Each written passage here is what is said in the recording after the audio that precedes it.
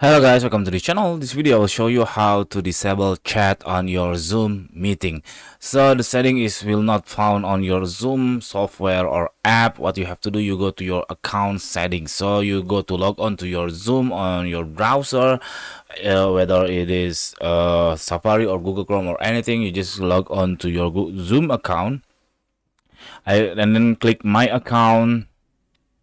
And then this is my account, and then click this advanced, and then oops, I'm sorry, this is account management, this is the account settings. After that, you scroll down until you can find a wait a minute.